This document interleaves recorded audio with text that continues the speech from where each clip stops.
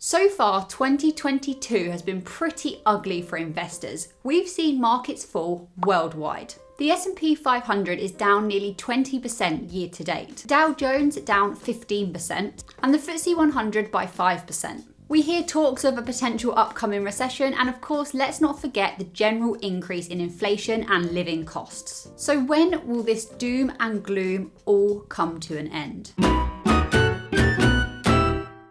The point of this video is not to accurately predict when the markets will recover, because hey, I'm not a fortune teller, but instead to look at some past data and some past trends to see if we can make any sort of predictions, and also just to bring a positive voice to this space. I wish it was as easy as saying that when a market crashes, you will get exactly 3 months until it begins to recover, but it's not. And of course, just to spice things up a little bit more, each stock market crash is completely different. You have different factors that have caused the crash, and you also have different influences impacting the macroeconomic market. So, no two crashes are the same, meaning no two paths to recovery are going to be the same. With this said, why don't we now take a look at some past data and see what we can actually learn? I don't have time to go through all the markets in the world, so it makes the most sense to pick the biggest market out there, which is of course the US market. And we'll look at the market crashes that have happened to this market, so we'll look at the S&P 500. This is not my graph, but it shows exactly what I wanted. All of these horizontal lines here are showing how long it took for a market downturn to recover. So each horizontal line starts at the peak and then ends at the next peak to show the recovery time. I think the first thing to say is that there are just loads and loads of these lines. Some of them you would have to zoom in pretty close to actually be able to see here, but there are a lot. And that of course shows that downturns are happening pretty often. You can see that some of these really big market crashes are happening way less often, but they do tend to last for a lot longer. And that's obvious, right? If a market crashes more and it goes down more, it's going to naturally take longer for it to recover. There's a longer path down and a longer path up. Another thing to point out here is that with the US market and pretty much all markets around the world, except one exception that we'll talk about later, have actually gone on to reach new heights after a market crash, which gives me reassurance. So it's clear from that chart that we just looked at that not all market crashes take exactly the same amount of time to recover. Now let's zoom in a little bit and take a look at some of the big crashes. We'll see how long they took to recover and see if there are any trends or patterns that we can pick out. I've picked some of the big crashes, but of course these are not them all. We'll start with the 1929 crash, also known as the Great Depression. Mind you, I'm not sure there was anything great about it. During the Great Depression, there was a 79% decline from its peak. This was the biggest decline ever recorded, and it took 4.5 years to recover. Then we have the crash that took place between 2007 and 2009. This one went down by over 50% from its peak and took between 6 and 7 years to recover. And then of course we have the one that we all know and love, the COVID-19 pandemic. We saw about a 30% decline, but this one took only 4 months to recover. What you'll notice about these 3 examples is they were all recessions. Bear that in mind, we'll come back to that. There's also been a few more analysis of data which help to show this more. A group of analysts over at Guggenheim Partners actually tracked stock market recoveries since 1945.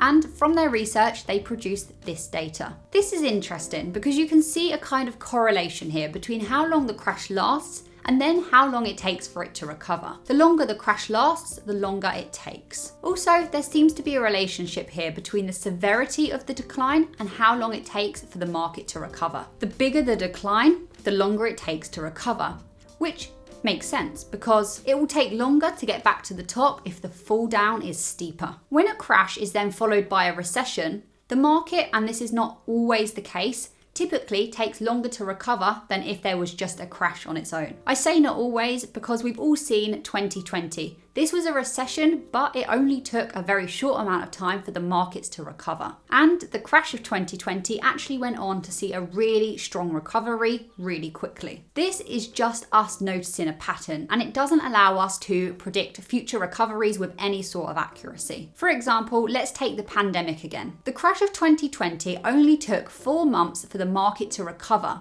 But the pandemic itself lasted much, much longer, meaning the stock market is sometimes completely separate from the economic situation as a whole. And these patterns are not always the way it works. There's also another great piece of research that looked at the 11 market crashes of the S&P 500 between 1950 and 2015 and actually looked at how long the market took to recover. You can see from this lovely graph that the majority of crashes only took 1 year to recover to its previous high. 2 instances took 6 years and 1 took 8 years. It's nice to know that market downturns are typically always followed by market recoveries and blooms. You've only got to look at history to see that. But of course, as with anything, there are exceptions. And you can see this with the Japanese bubble. It peaked in 1989 and it still hasn't reached that same level since. I guess this just goes to show us all the importance of diversification. Something else that is really important to consider when talking about recovery times after a market crash is the impact of recessions. What I mean is whether or not a market crash is followed up by a recession. Declines of between 5 and 10% are super common and normal, and they're just little market corrections. You can see here that since 1946, there's actually been 84 of them,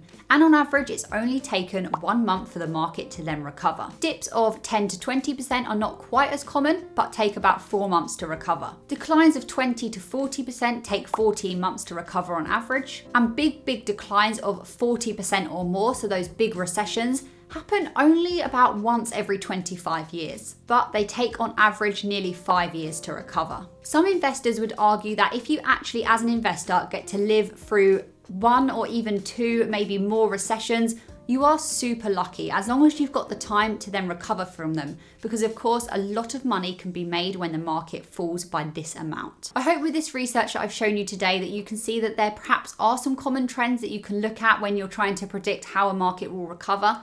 But I think the most important thing to say is that actually no one has any idea with accuracy when a market will recover and how long it will take. I think the most important thing to note is actually to try and control your emotions and look into the psychology of investing to keep you going. Check out the 2 videos on my end screen, which is coming up any second now. One of them will show you how to recession-proof your portfolio, and the other will show you how my Vanguard portfolio is currently performing.